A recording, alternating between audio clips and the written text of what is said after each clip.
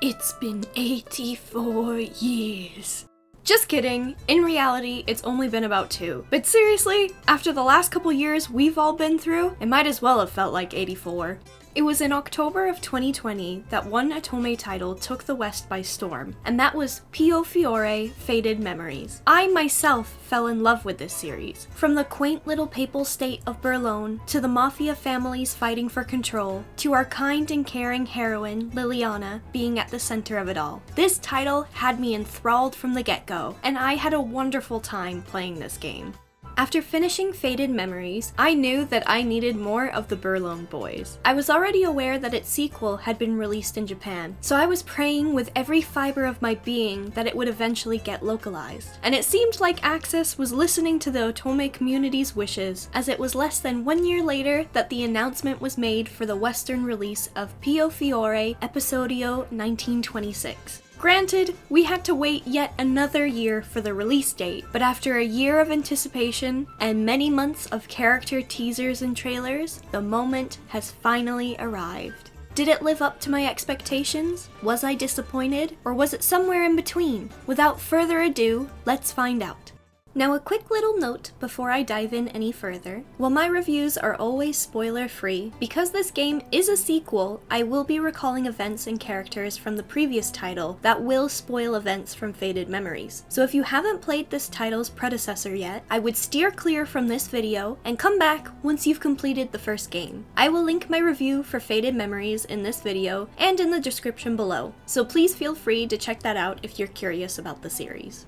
Episodio 1926 is a continuation of Liliana's life with the Burlone Mafia following the events that transpired a year prior. When you load up the game for the first time, you'll be given the option of choosing Episodio Burlone or Episodio Alternativa. Episodio Burlone covers the 5 main suitors from the first title: Dante, Nicola, Gilbert, Orlok, and Yang. Episodio Alternativa covers the events following the finale ending from Faded Memories. And last, but certainly not least, you'll unlock Henri's route. It is highly recommended that you play the Episodio Burlone routes first, before playing Alternativa. With Episodio Burlone, right off the bat, you can choose which route out of the 5 suitors you'd like to play. There's no prologue, but in all honesty, there isn't a need for one. As in most OTOME games, the prologue is only there to introduce you to the characters you'll encounter. But we already know these mad mafia men, so there's no need for introductions. The routes play exactly the same as in the first game, with a chapter-by-chapter basis, and you'll be happy to know that Henri finally gets the recognition that he deserves with a full-fledged route that's just as long as the other love interests. In Faded Memories, his route was so short that it could have been considered an addendum to the series, but in Episodio 1926, you'll be treated to in what I consider one of the best routes in the entire game. Now, while this game does play similarly to Faded Memories, it introduced some very welcomed additions. Just like in the first title, this game will include meanwhile stories that will show events taking place with another character other than Liliana. But they also brought in a new feature called Aria. When this option pops up during a route, it will recall an event that happened in the previous game, but it will be retold in the perspective of the suitors, rather than Liliana. It not only helps you remember what transpired in the previous game, but it also gives you a little insight on the other characters' thoughts. And hearing how some suitors were just as love-struck as Liliana nearly gave me a cavity at how sweet it was. I really liked this new addition because it not only found a way to recap the events from its previous title, but it also made it fresh and new by telling them in the eyes of someone other than the main character.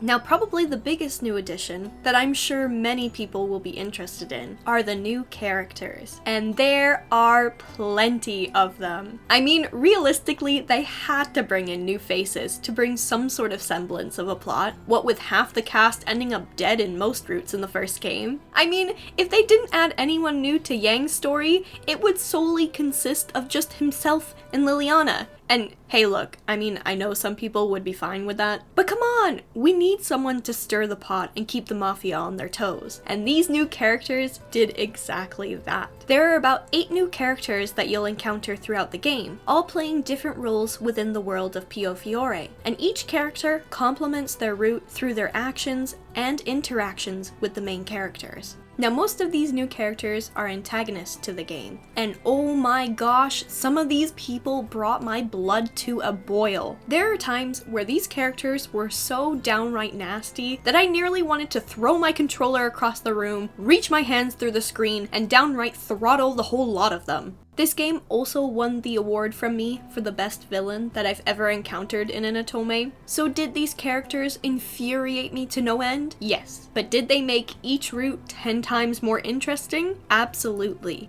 Now, before I get into what I loved about this game, let me discuss what I wasn't a big fan of.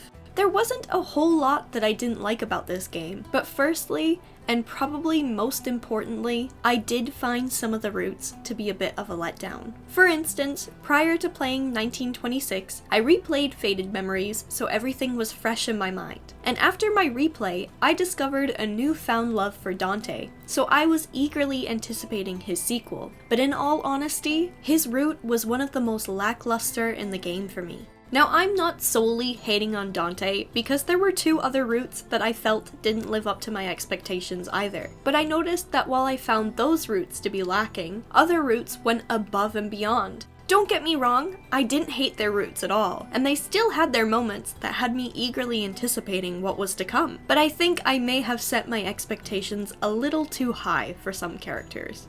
The second thing that I noticed were the spelling and text errors. I typically don't have a problem with these because I understand that translating an entire 40+ hour game with multiple routes and endings will lead to a few textual errors and oversights, and I can normally easily gloss over a word that's missing a letter or has one too many S's. But there were times in this game where sentences would just cut off. There were a handful of times that I noticed this, mainly in Nicola's and Orlok's route, and I could clearly tell that there was supposed to be more to the sentence, but I had to try and guess what the rest of the phrase was. I must admit though, I did get a chuckle out of a few of these errors. Shout out to this one that nearly broke my brain trying to decipher this at 2 AM.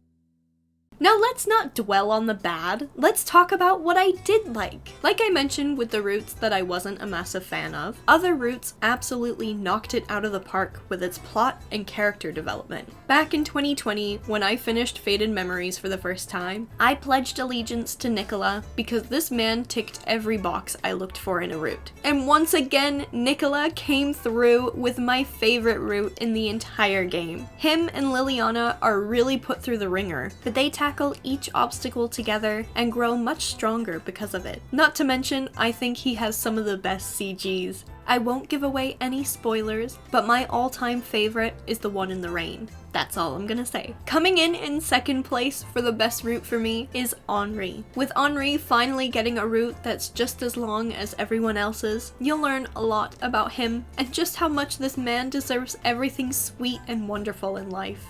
Episodio Alternativa was also one of my favorite routes in the game. As it follows the events from the finale route in Faded Memories, Liliana has no clear suitor, and it allows you to interact with all of the male leads, minus Henri. What's really neat about this route is that it actually has 6 different endings, depending on which characters you decide to interact with throughout the chapters. So with Alternativa having 6 endings, the Burlone episodes having at least 2 endings per character, not including the short bad endings, and Henri having at least 2 endings of his own, you're left with a whopping 18+ endings to clear. So this game will surely be keeping you preoccupied for a while. For the longest time, when Episodio 1926 was first announced, I was still under the impression that it was a fan disc, but I'm happy to report that I was wrong, and it is a full-fledged sequel. That means this title was just as long, if not longer, than Faded Memories, and it didn't skip out on any screen time for each character. I was happy that I got the chance to dive deeply into each character's roots again, and remember just why I fell in love with them in the first place.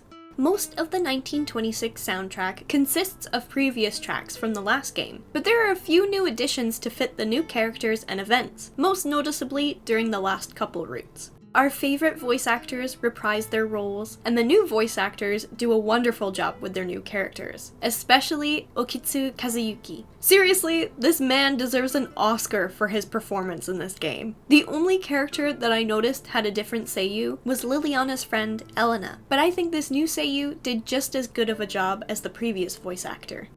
Now, all in all, what did I think of the game? Well, there were a few points that left me wanting more, and I thought could have been improved on. I still think this game lived up to the Piofiore name. It stuck to its dark mafia roots, and each route was just as action-packed as the first title. While there were a few predictable moments, for the most part, I was caught off guard, and I was left guessing up until the end of each route. I think the writers did a very good job at finding ways to keep this OTOME as fresh and exciting as possible, while intertwining the events from the previous game. So what would I rate this game? I would give 1926 the same rating as its predecessor, an 8 out of 10. The Piofiore series still holds a place in my top 5 favorite OTOME games, and I can guarantee you that this is a series I'll be replaying multiple times. Do I recommend this game? Without a doubt, yes. But there are definitely some warnings I need to tell you about before you decide to pick up this title. First of all, I have to note that this game will not be for everyone. If you've already played Faded Memories, then you'll be well aware of how dark these routes can get, especially during the bad endings. Well, if you thought Faded Memories was dark, then you'll be in for a real shock when you play this game. It honestly has some of the darkest, most gruesome routes and events that I've ever come across in an OTOME. I'm not very squeamish, and it tends to take a lot to make me visibly shudder, but this game had some downright disturbing scenes. There's one specific villain in the latter half of the game that is so completely mad and unhinged that I had to take a breather multiple times during my playthrough.